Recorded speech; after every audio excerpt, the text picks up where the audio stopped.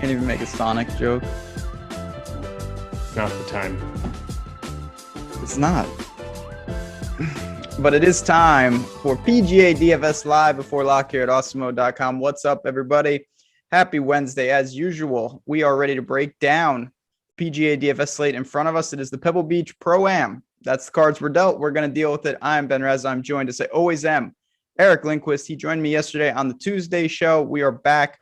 A little double dip here. We got some more information. We got some major updates, Eric. So the tournament is starting to formulate, but unfortunately, it's kind of formulating not in the best way. But you know what? We're a little one step closer to finalizing those lineups. How do you feel on this Wednesday night?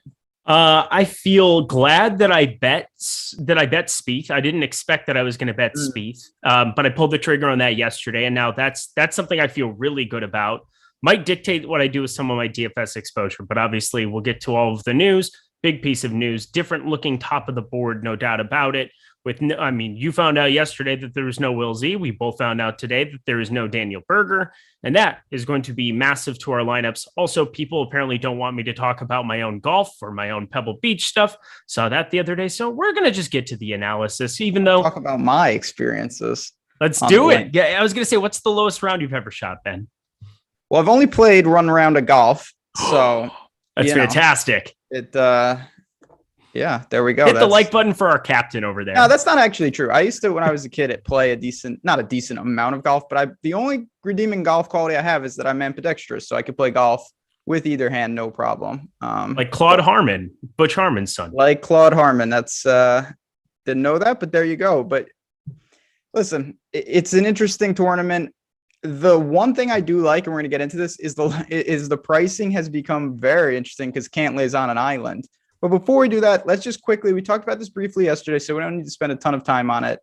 You know, we come off a really strong field in the Farmers, and now we get back to a 3-course rotation early in the year. I just like to ask these strategy questions because we do have a lot of people who are just testing golf for the first time. Do you take it week to week? Do you say, you know what, this is so different than the Farmers? I'm not even going to use recent form. Like, how do you weigh that type of balance when you've got fields with Rahm and co, and now we're dealt this? You know, it depends because there's guys like Jordan Spieth who have had horrendous form, but he's had horrendous form coming into this golf tournament before, and he can still be an elite player. He's a world-class player when he turns it on and is around the green game and his ability to putt. Like, it wouldn't surprise anybody if Jordan Spieth played well. Well, you have to evaluate a guy like that playing at the Farmers compared to somebody who I'm just trying to think of somebody for an example that just played horrendously. Like for me, Bezidenhout is maybe a guy that finished 48th, but just has the metrics that looked phenomenal outside of a putter. And that's generally the best part of his golf game. So you can look at a guy like that off of the Farmers and maybe be more attracted to them. And you also have guys that are going to play well that haven't played well yet this year. It's just such a small sample size. And, you know, I think we can try to find some narratives that we can cling to. I like the ability to play players of similar skill sets in the event that everything looks the way that I think it does. Looks pretty calm out there for Monterey. Looks like it should be relatively scoreable, even with some smaller greens. Pebble Beach is actually a little bit more gettable when you get decent conditions. So I think it's going to be pretty open. I'm not going to go completely nuts on too many short-term things, but a guy like Beasley, I might evaluate it a little bit more because the best part of his golf game just hasn't been there, and everything else has surprisingly been there. Yeah, again, I think we got to separate. Some courses are not going to suit in fields like this. You have to extract what we're going to get, and we're going to talk about these 3 courses in a second. We're going to talk about the withdrawals imminently, but as we always get every show started with Yahoo Fantasy. If you've not been over there, they've been powering our golf shows all year so far. It's been a great experience. They have a fantastic lobby, different types of tournaments. You can save a lot of money, and we have kind of partnered up with them. You see it on the screen right there. You get 1 free month of Awesemo Plus Platinum when you sign up, deposit, and play over at Yahoo. You can claim it there. The link is in the description. There's no reason not to go over. And what I always talk about, it's just a different type of build. The salaries, you have a ton of guys at the flat min there, Eric. You can build crazy lineups. And this week, honestly, with all the withdrawals up top, you barely could spend that pool if you are jamming some of the cheapies at the bottom. But there's no reason not to go pad the bankroll over at Yahoo. Of course, for the Super Bowl, they're going to have gigantic contests. And then when we get to the Masters, I expect the golf lobby to really look impressive. Yeah, not only that, we're already talking about 4K to first, $20 entry fee, pretty low entry. So, 1140, very winnable golf tournament. You don't have to even be perfect. I feel like some of these weeks lately, we've really had to be perfect. Maybe you have one player that's kind of an outlier, but the cream has really rise to the top in some of these events. And we've seen some really well put together lineups. Our partner, Adam Scher here at Awesemo, just continues to fire off near bink after near bink and then a bink. So he's pretty good at that. And Yahoo is kind of where I'm planning on binking here this week. I was fortunate to be able to get to write the Yahoo Cup article. It's a free contest that you can play over at Yahoo. Season long, you have the ability to win up to $150 in a given week. I'm looking at a completely different board there. But as you said, the pricing is always interesting. You get guys like Maverick McNealy, who's $37, as opposed to a Cantlay that's $52. You're getting some massive price discrepancies that you just don't have on DraftKings. So I enjoy putting this puzzle together a lot.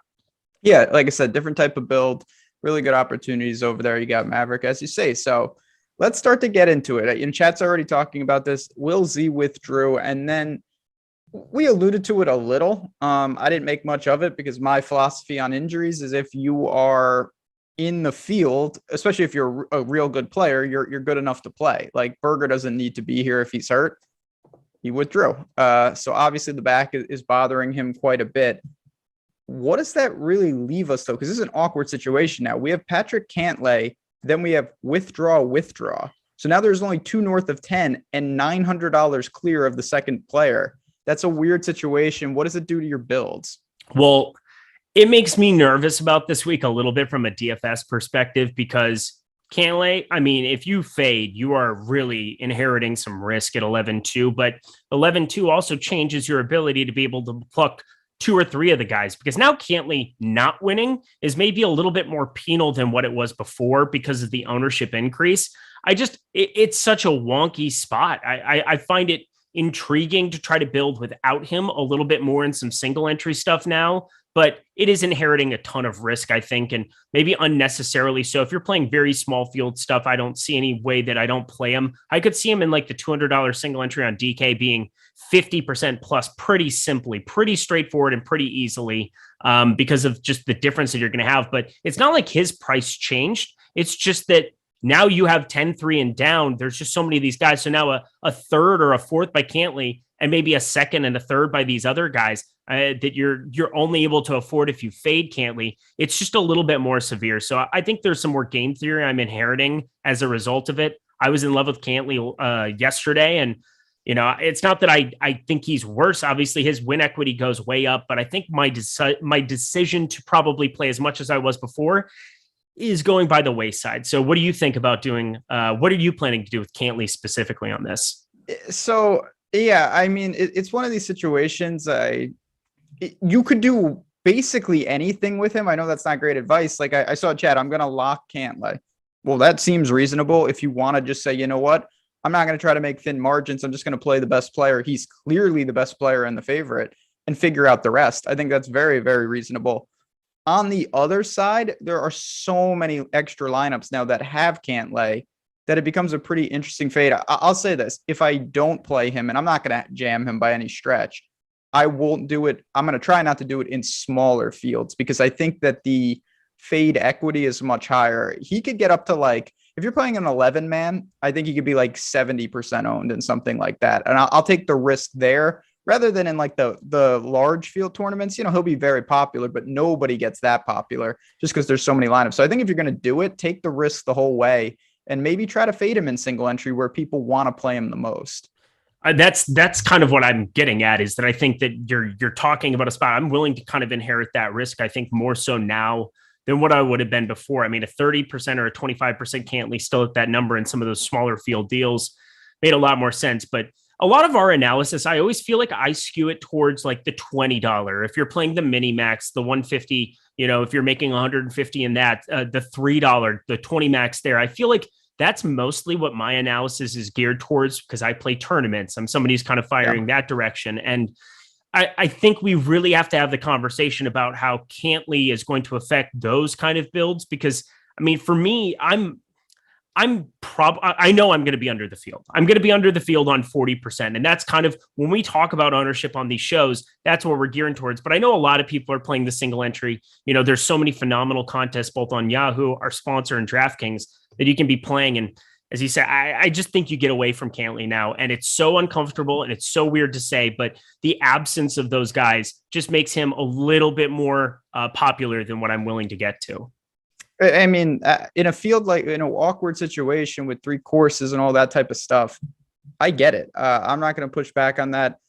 I'm not playing huge volume, where I'm building like 100 teams or anything like that. So it's not going to be as fine edges, but I think really just like everything, it's about contest selection. To me, that if you're going to do it, you should rev up the full, allure of fading him. And that is in 3 max, single entry, things like that. Whereas large field tournaments, if you want to have him as part of the portfolio, if you have enough teams, I don't see any reason why you would full fade someone like Patrick Cantley. That's just asking to get bageled.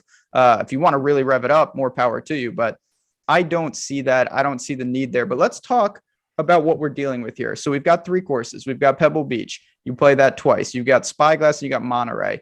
You play Thursday, Friday, and Saturday. Then there is a cut to the top 60. It's awkward, obviously, but do you really change a ton in your approach? You're still trying to attack the golfers that you think are going to excel and the skill sets that you think you need. Yeah, we talked a lot yesterday about what we thought the course fit was, what we think it's pretty clear cut for me. Again, 3,500 square foot greens at Pebble Beach. You're playing at least 2 rounds of that if you do make the cut. You can lean a little bit more heavy that direction. Monterey Peninsula Country Club, that's kind of the showdown especial where you're just firing that up in bulk with multiple players, mixing in some of the other guys as you're going. You don't want to full fade the other courses, but there's definitely going to be something that I'm doing in projections that I'm sure we're doing in projections here at Awesemo that are going to give them more of a boost from round to round. But looking at it as a whole, nothing has really changed for me in terms of what that course fit's going to be. And I'm pretty sure that like the best plays that we talked about yesterday are going to be the best plays today. It's just going to be more sensitivity to ownership if you're playing Patrick Cantley, and a little bit less for me because I do think I'm more of the scatter shot approach. And I don't really know what else to say, but it's such a talking point here for this golf tournament. The only thing I would say that's different here than basically any other week, even some of the rotations, is I would strongly suggest building some teams that are like 5 to 6 players that start together, no matter where that is. You don't really see that even at the other rotationals. I don't think it's as big a deal, but the biggest defense of these courses is wind, and it's unpredictable. It doesn't look like it's going to be overly bad by any stretch, but you still just see weird splits all the time. Now, part of that is because of TV, and they tend to put one of the waves just has the better player. So naturally that wave scores better on the courses, but I still think there is something to positioning some of your teams where all your players are together. And then you hope that for some reason Spyglass, say on Friday, is brutal and all your guys play Spyglass on Saturday or Thursday, something like that. Yeah, absolutely. And, traditionally, at least this is kind of the way that it was before. And it seems like it's pretty close to what we're looking at here. Again, they always stack some of the more popular players to play back-to-back days at Pebble Beach Saturday, Sunday. So you can kind of look at the top of the board. I know Spieth starts at Monterey Peninsula. He's going to be a big part of Showdown for me tomorrow. There's just like certain guys that I've already targeted that are main guys that are going to be playing at that golf course first. And you kind of spread it together or put them together in groups. And, you do that for the main tournament as well, not just Showdown round to round. So I think there's definitely an edge to be had with that. My boy, Austin Eckert, starting at Monterey Peninsula tomorrow. We shall see. But it could get really, really fun if you click the right way. And one small thing too about it, these golf courses are spread out throughout this area, but wind direction can matter a lot. I talked a little bit about Spyglass Hill, about how that golf course starts off going towards the ocean. You have one dogleg par 5 to the left that goes back into the ocean. 2, you get a crosswind. 3, you could get a ton of wind in your face, and that just makes it an awkward distance to get to. And then all of a sudden it's off the left side. So you kind of have it be pretty spread out there. And, if you get at Pebble Beach, if you get 9-10 downwind, you are in such an advantage compared to a field that might have to play that into the wind. So it might be a day-to-day thing in that regard. So small edges that can be had. So I love that note that you had about stacking tee times. Yeah, you can only do so much there. And then, you're going to obviously want 6 of 6. 5 of 6 won't be that bad because you only lose 18 holes. But still, the goal is going to be to do that. You get in the top 60. It'll be a low percentage after the 3 rounds, and then you roll the dice. But let's get into it. We're going to rank them. I will say, if you're new to the show, I know this isn't the biggest event. We got waste management coming up, and then we're going to really rev up the golf. But welcome aboard. It's good to see a lot of people here, even in early season. If you want to support us and you like what we do, just hit that like button. Easiest way to do it. And if you are new to the channel or you just have never subscribed, just press that subscribe button. Of course, we're going to have a ton of content from PGA to NFL to NBA. This channel has been growing. We're over 72,000 subscribers because of you guys. So we appreciate each and every person who wants to join the team. You know the drill. We're going into rank them. We're going into the players. We've already talked about Cantlay. Berger was originally on this rank him, and now he's a goner. So let's start with Spieth, though. Because do you think that people will pair them too? Or do you think that Spieth's ownership will also be impacted because of this situation? I think it has to be impacted. It has to be more so him than it would be. I really don't know, though. Zalatoris, Berger, the only other two 10K guys, you would think Jordan Spieth has to, by default, be increased exponentially in this spot. Think, right? You would think. But there's also Jason Day coming off of a really solid performance. There's Maverick McNealy, who's popular and has all the narratives about being from the area, being a guy that played in Northern Cal at Stanford. So, there's a number of things that we can draw towards him. Justin Rose just put together a phenomenal week and has looked really good starting at the World Challenge until now. I'm thinking Cameron Tringali at 20% is somebody that's more popular than I was expecting. He did play well last week, well-rounded game, be somebody who wants to click on.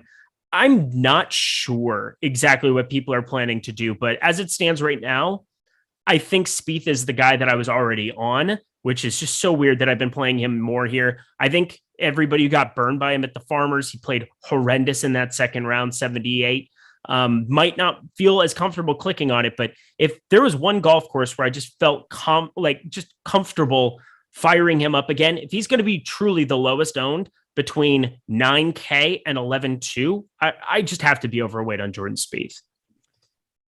Yeah, I have no problem with Spieth. Now, I will say he needs to fix the irons a little bit, but the putter was cold in his south round, and you're not going to get much out of him. I've said this a lot this week.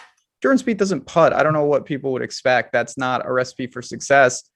It's such a fascinating build because if you don't play Cantlay, you have to imagine so many people are going to take 2 of the 3 in terms of Spieth, Day, and Maverick. Just start with 2 of them and then bump down. I assume you're okay with that type of build, but just talk to me about kind of how you see that. Because say you start Day, Maverick, you still have 7,500 and change for the 4 spots. You can do anything you want still. Yeah, I think you can too. I mean, I know yesterday you weren't as enamored with the lower 7K range, but I still think it's very viable. I think there's a number of guys that I want to take shots on in that kind of range. It's not very cost prohibitive. And that's kind of, for me, the fun part about not having Zalatoris and Berger is that, well, okay, take both of them off the board. I get the opportunity to kind of spread out my exposures to a number of these other guys that obviously have the upside now to win a golf tournament, whereas those 2 guys might have been blockers to do such things, or top 5 equity goes up for everybody in the field. We have a lot of opportunity to take these shots. Jason Day, Maverick McNealy, they're already very popular. So, you got to be very conscious about what you're doing there. 15% Jason Day. Once again, it's very surprising to me that all of this ownership went mainly to Rose, mainly to Tringali off of our show yesterday. But people like playing recency bias a little bit more. They feel more comfortable. And it wouldn't surprise me if they just played well here again. But I think embracing the Jordan Spieth, there's no way that if Jordan Spieth finished 3rd last week, that he would be less than 25% owned. So for me, that's where the value is in just throwing out last week. And that's where I think I'm probably getting away from more Day. McNealy's my boy. I'm going to play a little bit, but again, 21%, 21.5%. That's a pretty hefty number. He did finish phenomenally well here at this golf tournament last year, a pure second. So it's an uncomfortable fade, but one I'm probably willing to do now. I feel the thing about this tournament that is interesting to me is that there's so many random guys at the bottom. I'm actually pretty comfortable buying into some of this chalk up top because I'm going to be just fine in terms of leveraging.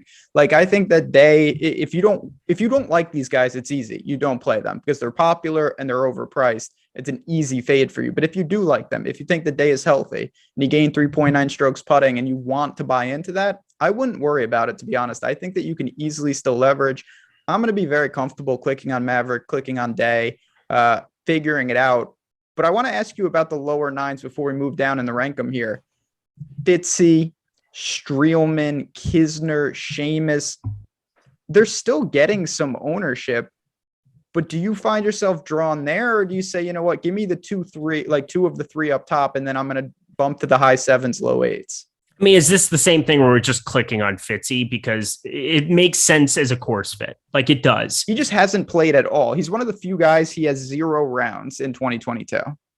I like Fitzy. I'm going to go there. I'll embrace the unknown 9,200. So will I, for what it's worth. Oh, okay, cool. I've come to that conclusion. I brought him up yesterday. He was my favorite low 9K guy. I think that still is the same thing. Seamus Power, our boy, love to see him playing well and putting together great tournaments. 3rd at Sony, 14th at Amex. But, you know, you're talking about playing a little bit of him. But Matthew Fitzpatrick has proven to be a world-class player and just does it a different way than everybody else does. Wins at an elite clip overseas and brings back some talent here. So, like, Matthew Fitzpatrick, probably my favorite tournament play period for this entire event. 16.4%, especially losing those 2 studs in Zalatoris and Berger. I just think that he's a great bet. I think he's a great opportunity guy that. Okay.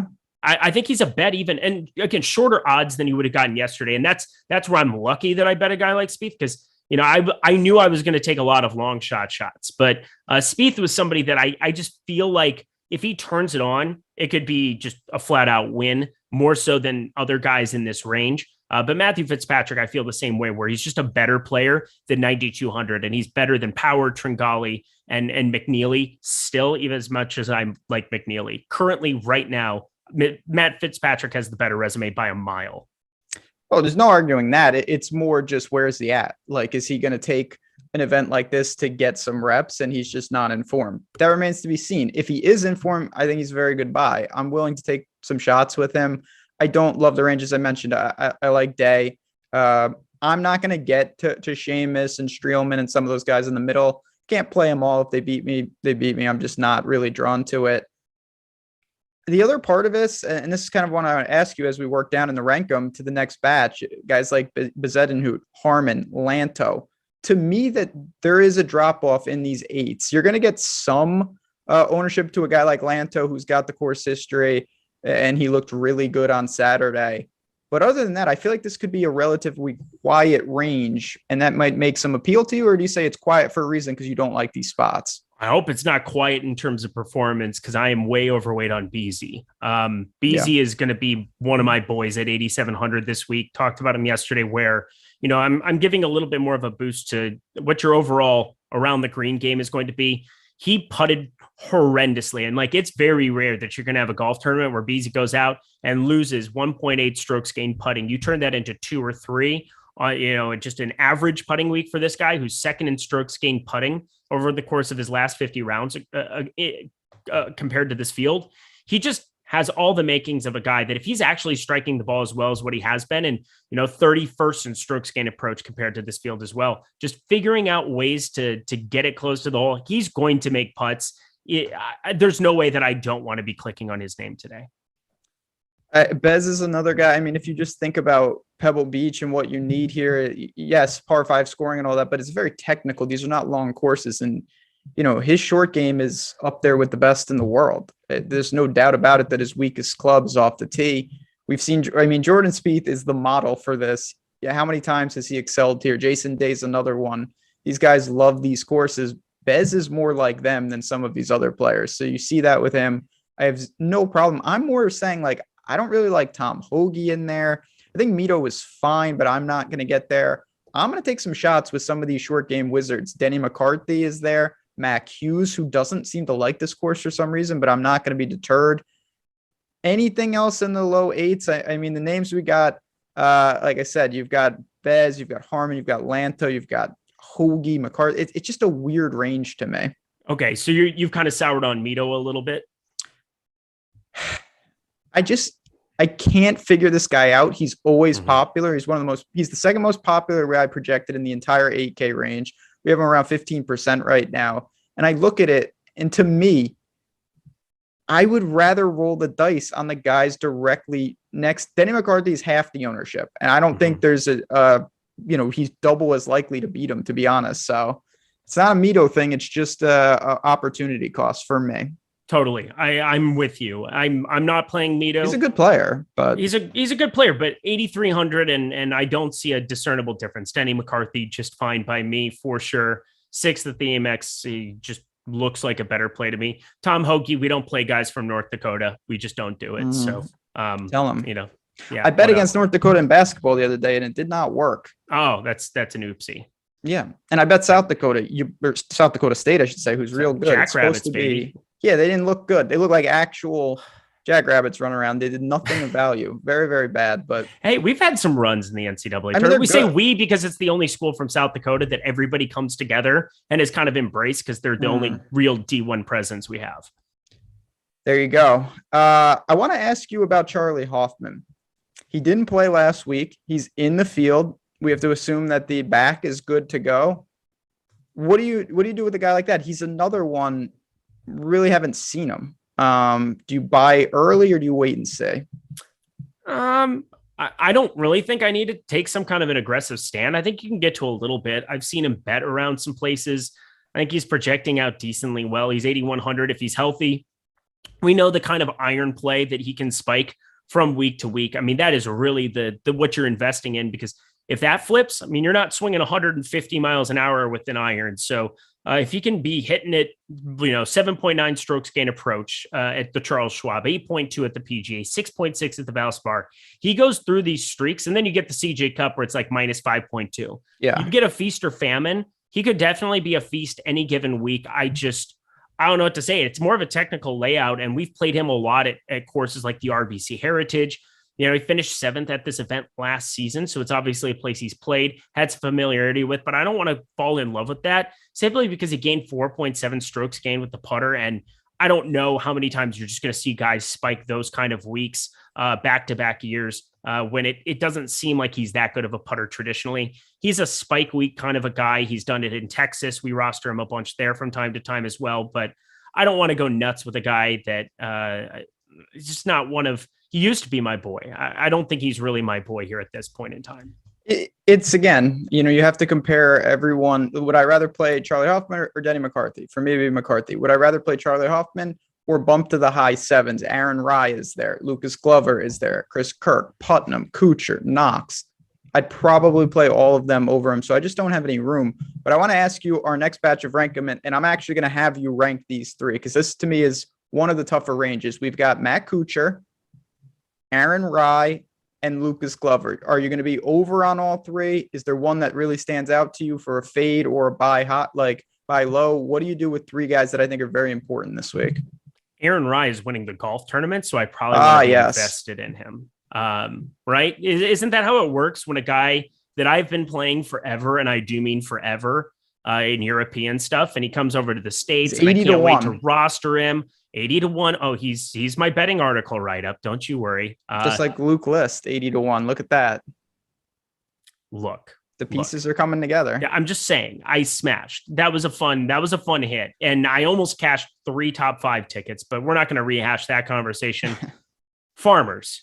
I mean, this guy just showed what he's capable of doing. It's strokes gained tee to green. Around the green can always be a little bit questionable for him from time to time. The putter, the chipping, everything else. And so he's kind of like an outlier in that regard. But if we're looking at a guy that is going to be, I mean, the Amex is so wonky. You lost 6.1 strokes gain approach, and that'll happen with some par 3s with water, with some difficult par 3s at PGA West that you're playing twice. He obviously made the cut there. So I'm writing that off. He is a great iron player. And I think if we're looking at the short game being absolved of some of its ills, I'm really thinking this is the guy you want to be buying in right now. 7,900.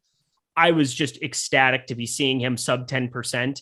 Michael Thompson is somebody also that is right next to him that I think is decent enough there. But in terms of rank, 1 for Aaron Rai, we're going to go 2 Matt Kuchar, your boy, but almost by default, him and Glover, I'm a little bit under on. I know Kuchar, you made a very strong case for yesterday. And if we see that Sony Open form carry over, awesome. But, it's a guy that's obviously had a long sample size of being able to turn it on with the short game, with the irons from time to time. And if that emerges, I'll probably regret it. But I'm more comfortable just being a little bit under, but having exposure to both him and Glover.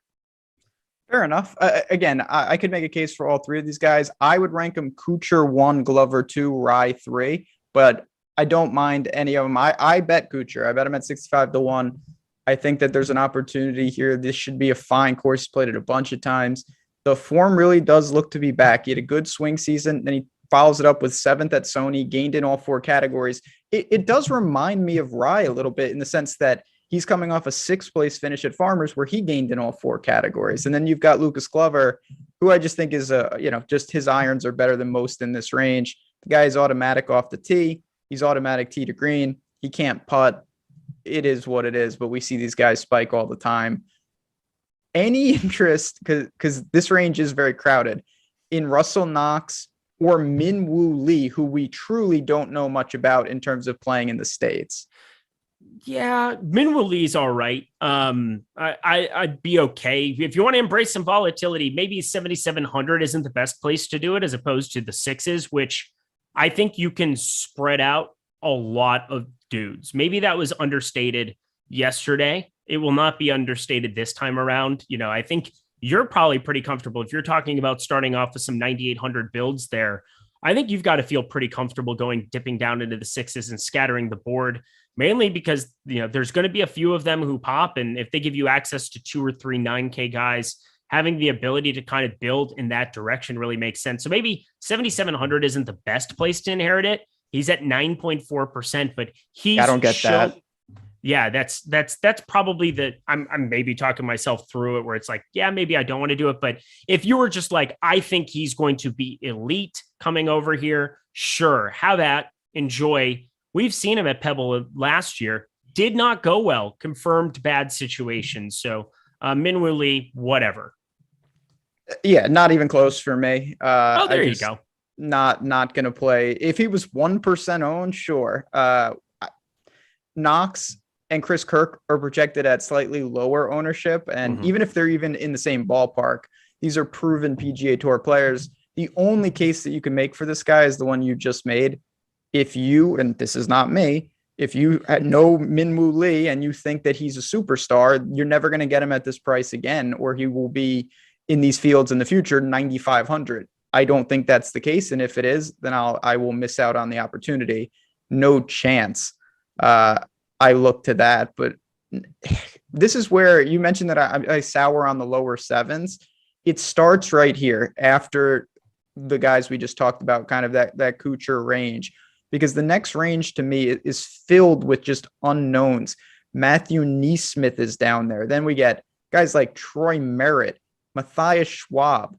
Figala is playing really well, but his price is creeping up. Do you just keep riding the hot hand? Do you take stabs on Euros? How do you decipher the lower 7s? I mean, I think I brought him up yesterday, but I don't know. Pat Perez grades out really well for me, and I'm kind of freaked out. And it's off of 3 missed cuts, and then the Farmers, he played lights out except for off the tee. But, if you get tight fairways and whatever else, and somebody's just going to not be good off the tee and you're still going to be salvaging a really good week there in 6th, I'm probably going to invest in a spot now where, he gained 5.2 strokes with the irons, 4.9 with the putter. That's a huge outlier, but he gets those weeks. He's a California kid. He has the opportunity to just at any point in time really turn it on. We've seen that going overseas at times. I know he went to, I believe it was Japan and competed, finished pretty well like a year or 2 ago. Just a guy who randomly spikes bits of form. And so I think I'm probably a little bit more in on Pat Perez than what I was expecting yesterday off of our show. That's a vote of confidence. No, I just didn't think you would go there. Me either. I didn't think I was going to go there either. But this is what happens is like, I've now had 2 days to really marinate on this.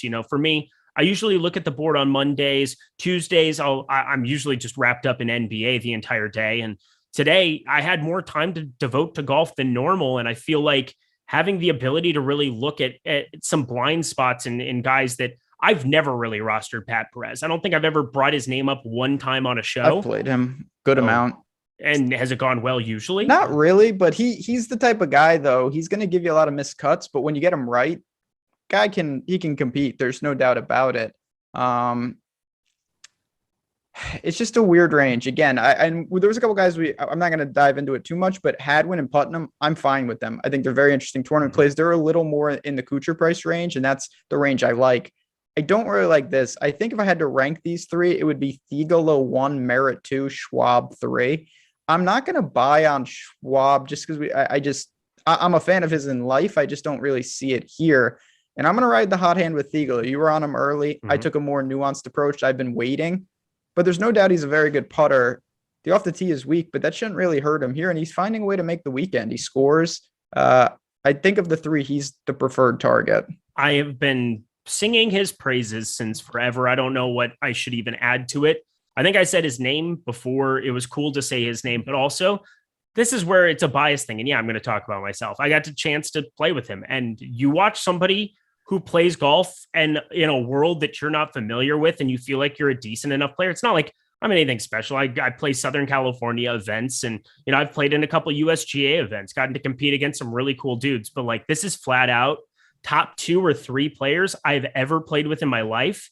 And that includes guys who have been on tour. I have a friend from college, Chris Baker, that we brought up on this show that, is now in and out of the PGA Tour. And we have opportunities like this to roster guys early. He is one of the guys that I'm just early on. I'm going to continue playing him. We're not getting away now. Harkins is also there. I mentioned he won on the Korn Ferry Tour last week. I'm fine with that. I've always been a fan. He's a good scorer. He's in form. It's just a range filled with weird names, though. Burmeister's here from South Africa. I don't think I want to touch that. Charles is there from South Africa. Don't want that. Davis Riley, that's a no for me. I think I'm just like, again, I know on the show, we kind of go through the names, but we also talk about lineup construction. If you click in a couple of guys in the mid 7s and you've got someone like Cantlay up there, you could really end with someone in this range. You could have lineups that end with Theegala, and you have three 7s, a guy in the 9s, a guy in the 8, and a Cantlay. That to me is a pretty effective build. Totally. And you talked about Knox and Kirk. I really like Kirk still. I'm surprised he's only 6%. I think he makes a lot of sense at that portion at 7,700. So like I feel like a lot of lineups, especially if I'm not going to be playing Cantlay, are going to land in that upper 7s. And that helps to really only have to play 1 or 2 of these guys. But I do think that there are going to be a number of guys who outperform expectations. Like even a Stuart Sink, we're talking tacticianers. I mean, there's nobody better. 7,300. Troy Merritt always makes sense and has these random spike weeks. We saw Mayakoba 16th at the Fortinet weaker field event. Like, why not take a couple shots there? But 8.3%, maybe a little bit more positive. Burmeister, you're inheriting some risk. You don't really know, but internationally has definitely had some really nice finishes in Dubai and otherwise. Like, I think there's a number of guys. I'm not going to play Charles Schwartzel and he's won a Masters, but like there's a number of guys that are distinguished enough players that have been there forever in like a Sink or a Pat Perez, or guys who are newer on the scene, Theegala or, Harkins. I think you can kind of find some ways to land on these spots, and it's really not all that bad in my opinion. It's not bad. It's just a lot of risk. And again, I think This is where it goes back to Cantlay. I'm not worried about, it's not even about Cantlay either. Any of these guys up top, Day and Maverick combos, really chalky combos up top.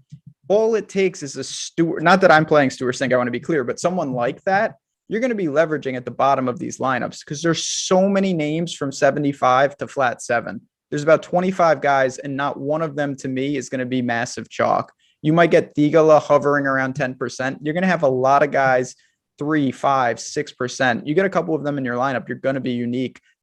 Tokyo Swan just said Stallings. That's a really good target, in my opinion. I think he loves this course, loves his event. He can score. There's just good names there that I'm pretty comfortable with. So that's how I'm going to be building. But now the next question, it's a perfect segue. If you go aggressive up top, you can't end with Thiel. You can't end with Harkins. You have to land in the sixes. How do you do that? And where do you go? Hubbard, Ekron, Smotherman. Like, these are the names. Chad just brought up Villegas. I mean, are you comfortable in the sixes? And if you are, where do you go? We're playing Ekron, right? We're doing that. I mean, I didn't really do it last week. I tailed you a little bit, but I didn't go crazy. Okay. It felt talk good. to me about your boy. 4 under through 8. 4 under through 8 for the people who That's missed. the Ricky Barnes. That doesn't do anything. Oh, Jesus. You got to go through 54 holes. Damn it.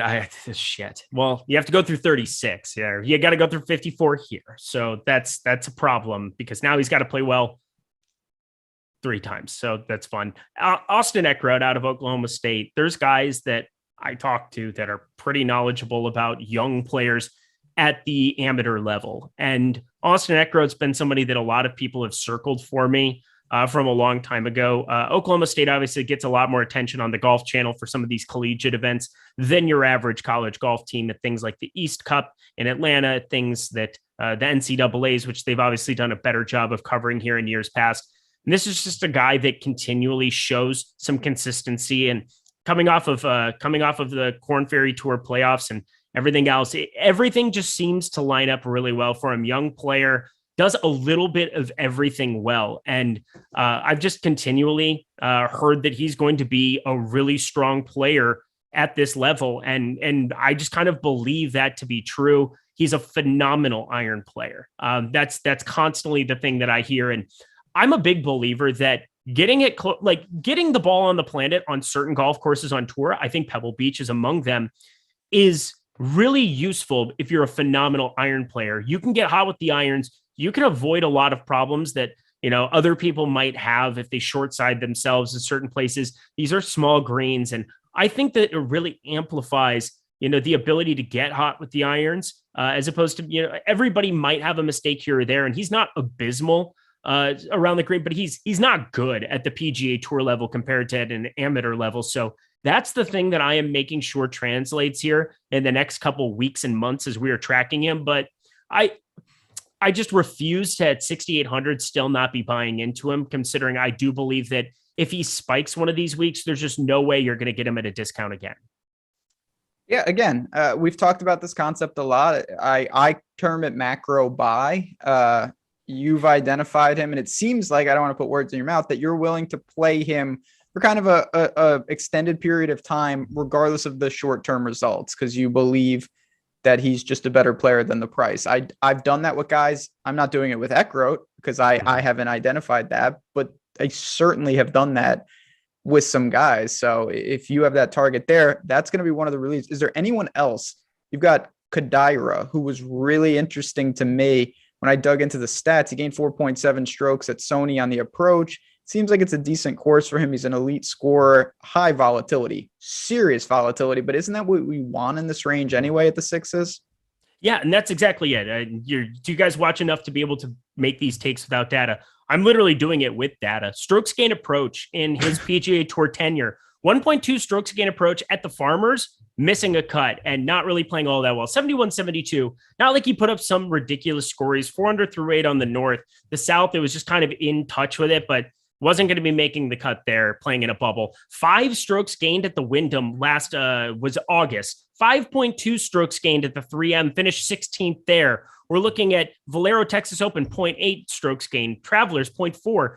We're talking all but 2 strokes gained data in his 10 starts he's had on the PGA Tour, 8 starts on the PGA Tour. He's gained quite a bit with the irons. So it is truly a ball striker guy, somebody that I think is just going to be able to win eventually, or, at least be a contender up there up top, so long as the around the green game can stay intact. Well, I think our chat has nailed it. My man, Zach, has already said this. Harkins won last week, so you can't do better than that. Obviously, that just means he wins every week now. Back to that, yes. That's what I never get about recent form. It's like, if you just play the recent form game, then wouldn't the guys who played well always play well forever, and all the guys who missed the cut would always, how would anyone improve if it's not indicative? But exactly, unfortunately, doesn't work like that. I'll say this. I don't think that I'm going to dip lower than maybe I get to the 67, 66. I don't see anybody at the bottom before we get to our bets and some hot takes. I don't think that you need to reach, especially with the withdrawals up top. What are you paying up for exactly? So, hang on one second. My brain just fried. He just said data means nothing without current form. And that's my God, true. But you know what? It's golf. Literally anything can happen. I expect some weird shit to happen this week because there's three range courses, of outcomes. You tell them. Identifying skill set. Being able to build according to skill set the way that Ben Rasa has taught us, or at least taught me over the course of the last year and a half of doing this shit, and having the ability to not be too nearsighted. Literally the exact opposite of what you just said. Not taking, like, I want to see current form. Do I feel more comfortable if somebody's played well 4 tournaments in a row because his current form has been better? Yes. But then there's an ownership opportunity cost that comes with it. And we play a game that is based in salary, based in ownership, and based on other people's opinions. So, like, legitimately, we have to take all of that and encapsulate it in a way that is tangible, that is easy to, well, not easy to use, but in a way that we can actually make it usable data and usable in terms of, like, all right, I'm willing to inherit this risk. And I know that this player is only going to succeed this many times, but his ownership is reflective of that. Yeah, there you go. You got it. You son of a bitch. Drop the mic. Anyway, I'm looking at Tom Lehman's recent form over here. Again, I don't think that you need to go this low. Even if you start Cantlay Spieth, I'm not going to land in the lower sixes. So no matter who you would recommend, I would say that's a no-go for me. I got one guy. I want to hear. Please. I have one guy that I wanted to bring up to you simply because you just don't know. And this dude, maybe it's just that he treated me so well before he had military service. Can we click on Sang Moon Bae? I mean, you can click on him. I'm not going to be doing that. He's better than 6,200. There's nobody down here. Sang Moon Bae. Okay. I have no reason to blindly back someone like that. I mean, if you have an angle and you need 62, there's no doubt that guy could play before he, kind of lost the form because of military service. He's come back and he hasn't really rekindled it just yet. But I just mean like 3-4% of a 150 because again, 150 you can splash. You're not splashing with Tom Lehman, obviously, but yeah, there's a couple guys down Pride here. of Minnesota, by the way. See, you drop knowledge that I don't even know about. Let me ask you, because you did have Luke List, all props to you. What does your betting card look like? I know the odds have changed because Berger has withdrawn. Is it a heavy card? You have a lot of outrights. Did you pick a couple sub 20-1 shots and call it a day? What does your card look like this week? All right, so let's pull it up here because I have a lot of bets this week. I obviously bet Spieth. That was the first thing right out of the gate. Got nearly 20-1. And he's now going 16-1 in the markets. That's what happens when you remove 2 top players from the groupings. But I made that bet yesterday morning, and God, I got kind of lucky because I feel better losing 2 top players in this field. I bet Mackenzie Hughes. I bet his top 10 4-1 on that. I bet Christian Bezaden across the board 55-1. It's down to 50-1 at most spots if you want to be buying into that. Aaron Rai was a guy that I was auto clicking on 85-1, usually between 80 or 85-1 is kind of the numbers that you're looking at getting there. Bet him top 10, top 5 each way. So we're looking at 650. So you're 6.5-1 on Aaron Rai in this regard. Matt Neesmith, 100-1. I mean, these are smaller bets that I had on the back end of it, but I feel pretty confident. Sahith Theegala, 8-1 or 80-1 as well. That was part of my card. Number of these pieces that I just think make a lot of sense. And my last one, 11-1 Mark Hubbard. So we're talking top 6, it's like $6,700 range over on DK, but that was never going to be somebody that I got away from clicking on. I brought him up last week. I thought that, it's going to be an even better course fit here for this week. He's a great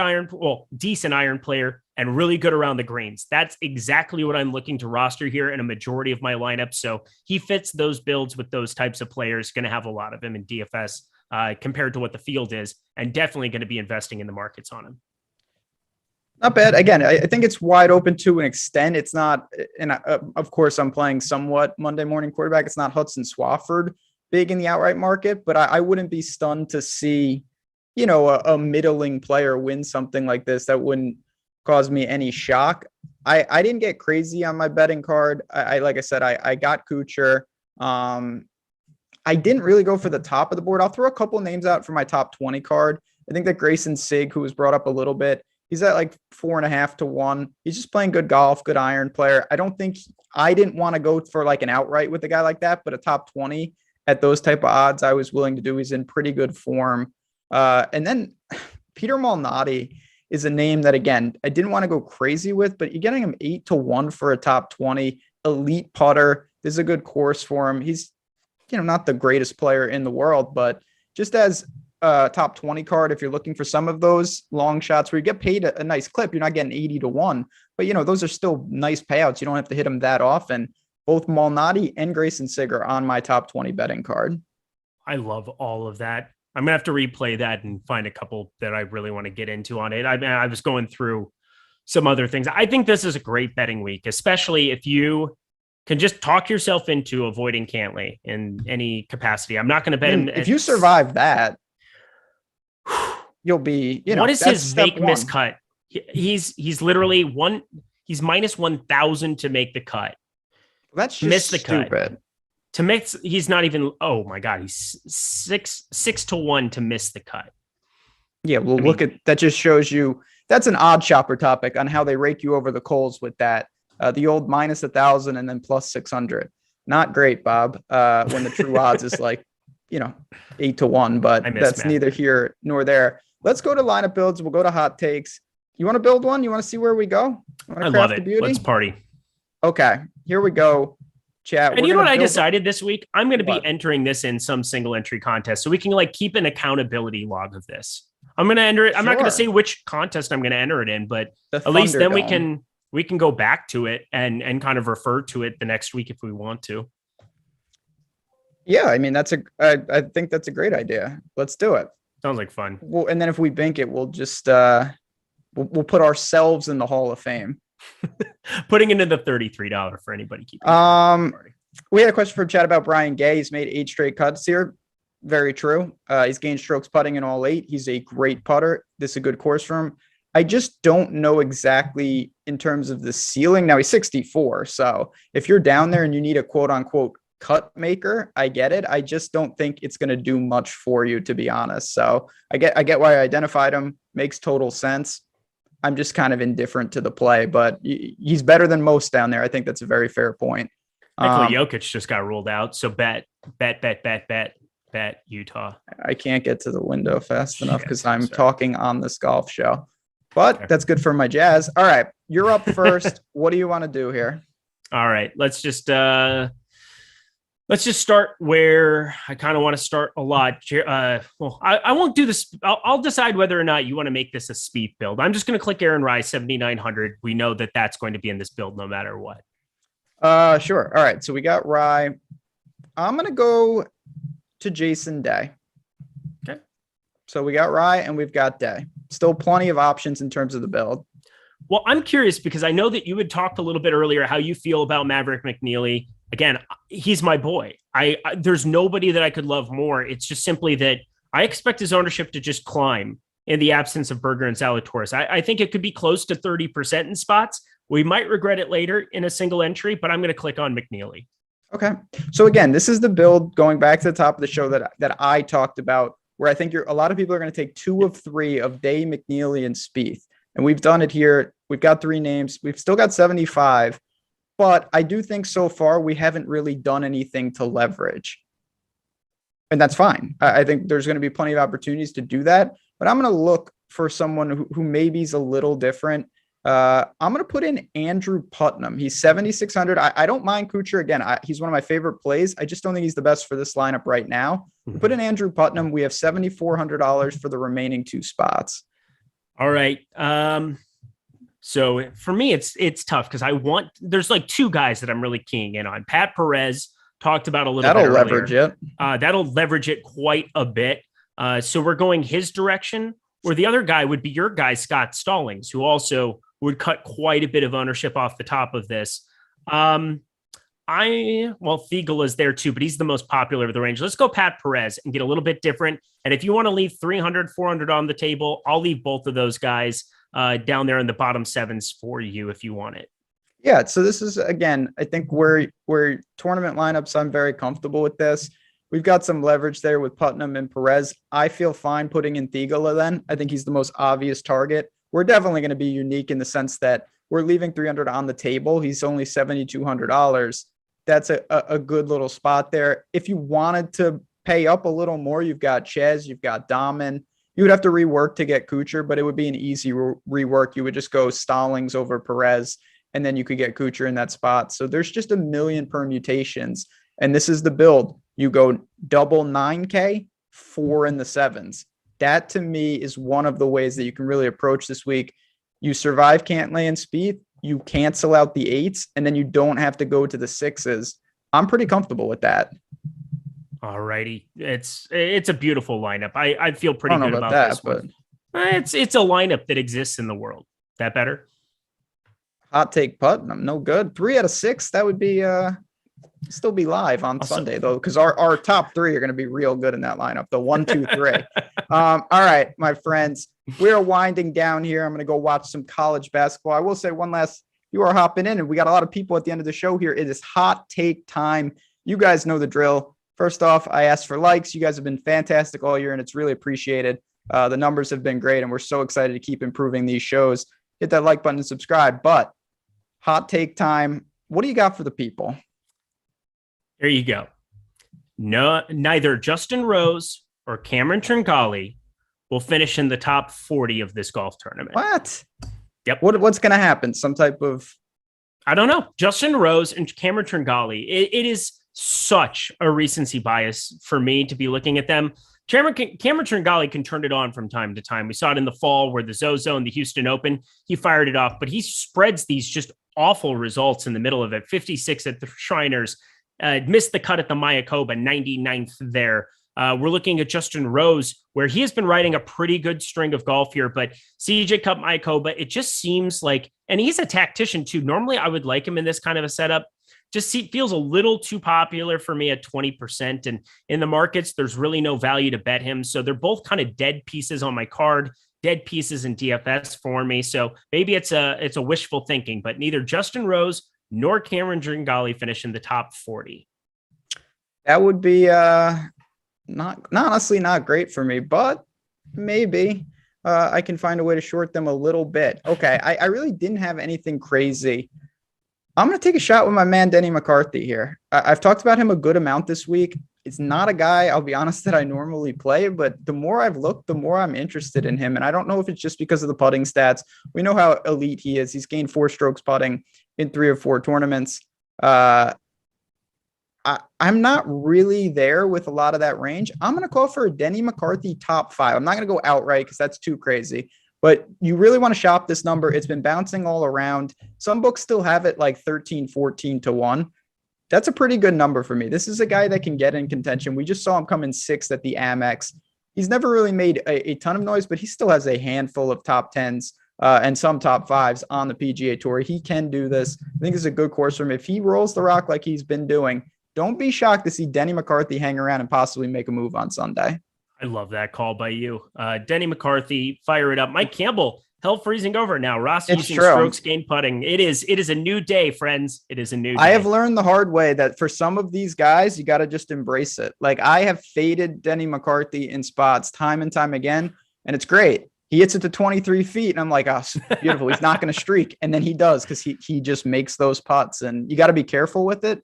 But in spots like this, with a 3-course rotation where we don't know a lot, with the wins and whatnot, I'm going to embrace some of that. So we will see. And then we will be back. Of course, stay tuned all year. We're going to have you covered. Waste Management is coming up. One of my favorite tournaments of the year. So you will see a totally different attitude as I don't complain about the courses. But for me, for Eric, for Tyler behind the glass, and for you guys, chat, it's been a fun show as always. Good luck. If you have any questions, at Eric Lindquist, at Jazzraz DFS. Good luck. Enjoy the golf. And we will be back next Wednesday talking more PGA.